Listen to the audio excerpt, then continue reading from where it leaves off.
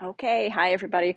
Welcome back to Defy Aging, and we are in week 26 this week, and we are going back to stations with a rotating circuit for this week, and it'll be 6 exercises for 3 rounds, and we've done a very similar routine such as this. We're going to reduce the work time and the rest time as each round progresses. So round 1 is going to be 45 seconds on and 45 seconds off, so quite a long round. Round 2 is 35 on, 35 off, and round 3 is 25 on, 25 off. So that is how that will go. 6 stations, so our sessions that get more than 6 people will be ready to have to double up at some of the stations, so as far as equipment and everything, but that should work just fine. All right, and let's review what those 6 exercises are. All right, so station 1 is going to be a lateral step up. So we have kind of a couple of things with lateral theme this week. So you stand alongside of your stepper or your box, and we pretty much step up and step down. Pretty straightforward. Normally we take a step forward. We're going sideways this time. Make sure you step up wide enough like this to leave some room for your other foot. And then same when you come down, step wide enough so you leave room for your other foot. Okay, and halfway through the round, we're going to switch sides. Super easy. All you have to do is start going on the other side. Or I guess you could stay on the same side that you started at and just turn around. Either or. But don't switch sides and spin around, because then you're going to be doing the same leg. So anyways, that's station 1, the lateral step up. Okay, station 2 is going to be a banded clamshell. So we're going to use these mini bands. You're going to place it just above the knee. You can do this after you're on the floor or before you sit down, either or. And clamshell is a side, you're laying on your side. Oops, these are brand new bands. They're really slippery still. They have that weird powder on them. Okay, so mine slipped down. I suggest resting your head in your hand, so this is pretty comfortable, instead of kind of like trying to lay your head down. It kind of like kinks your neck. So rest your head in your hand. And a clamshell is keeping your feet together and raising the top knee. You don't have to come all the way down between each rep, like touch your legs, because then you take off all of the tension of that band. So I recommend keeping like a little bit of a gap here, only coming down until you feel that tension release from the band.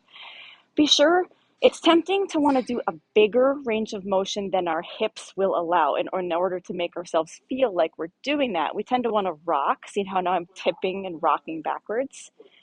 So try really hard not to do that. So maybe keep this hand here on the front, or sorry, your hand on the floor in the front of you, and then you'll feel if you're rocking, that hand will move.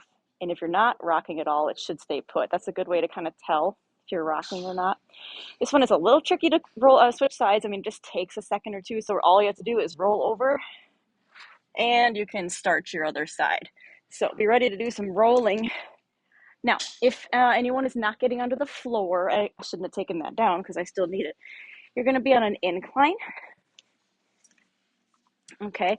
And the bands, I don't think even the firmest band, the heaviest resistance, doesn't offer, if you do like mimic the exact clamshell, it doesn't really give you much. I recommend instead doing a full side step. Okay. So watch out for stepping out, not stepping the foot farther than your knee. So see how my foot is here, my knee is here? We don't want that. We want this. So we're actually opening up the knee as far as we're able to bring our foot. I hope that made sense. So keep that straight up and down from knee to ankle. Don't keep your knee in, but stick your foot out. Okay. Anyways, that's all the alternative for the clamshells. I don't know why I have felt the need to take that off. Anyways, that is station 2. A double dumbbell sumo squat.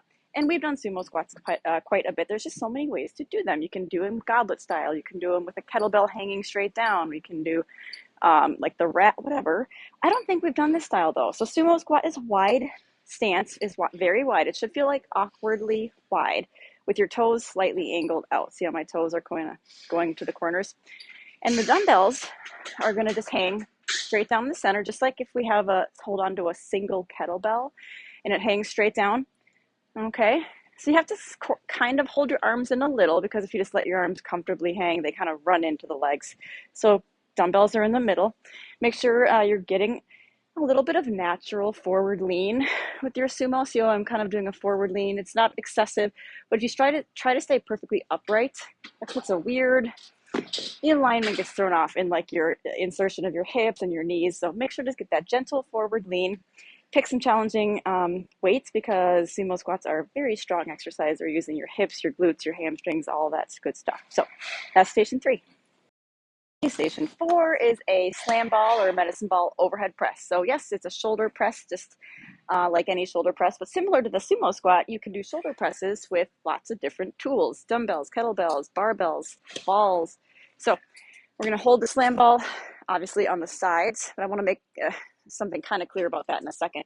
Kind of start and stop it right at your upper chest under the chin. So don't bring it down here between each rep because you want it to have an upwards pushing motion. We don't want it to have like a underhand kind of throwing motion. So if that makes sense. So we keep it right here, press up, bring it right back under that chin. So I want you to make sure you're holding it on the outsides and having to sort of squeeze in on the ball. We don't want to just kind of balance it underneath and then just kind of like we're shooting a basketball because we want that pressure of having to press inward. That works your pec muscles a little bit by squeezing to hold on. So put your hands on the outside to hold it and like so. Okay, that is our medicine ball overhead press. Next one has a little bit of cardio for us. We did this maybe like a month or 2 ago. Maybe it was longer than that, but it was relatively recent. We're going to do a lateral jump. So lateral just means sideways, and then we're going to do some fast feet. So you got to be honest with yourself with your counting on the fast feet, because we're going to do about 3 to 5 seconds of the fast feet. So I will show you what this looks like all together. So do a squat, come up with a jump, and as you come up with your jump, you want to shift to the side. So I'm going to go down and up and over, land nice and soft, and then we go 5, 4, 3, 2, 1, down and up and over the other way, 5, 4, you get the gist. So as one thing to think about with the jump is as you're in the air jumping, try to keep your feet the same distance apart. So we're not kind of like, I'll show you what that means. So we're not, watch my feet. We're not like coming up, letting the feet slam together. We're trying to kind of use that springy motion and just keep, you see how that gap stayed between my feet? Okay, so let's try for that. If we aren't jumping, the fast feet should still be just fine. Do your speedy feet, and then we're going to take a fast step to the other side. Speedy feet, fast step to the other side. But keep it engaging. Keep it fast and speedy so we have that intensity. Fast feet really quickly.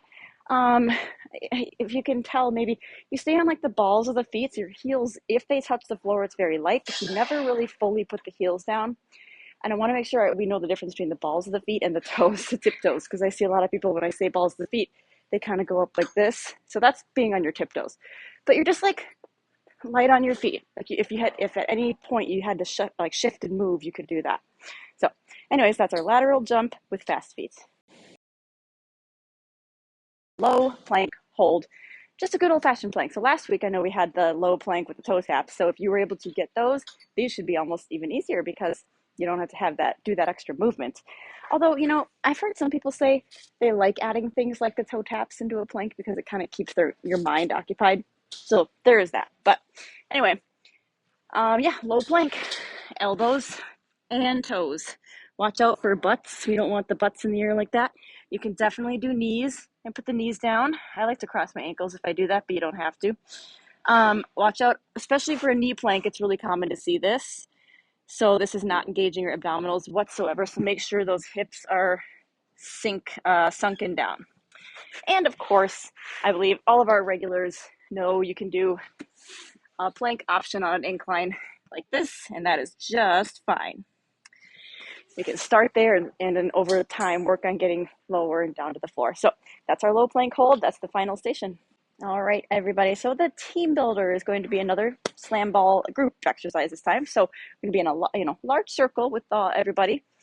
Be a good distance apart, like at least arm length apart from your neighbor or farther. So someone's obviously going to start with the ball. But anyways, when you have the ball, you're going to do 5 slams. So we do, 1, 2, 3, 4, 5, and then a lateral pass to the next person. They do 5. They pass it laterally to the next person.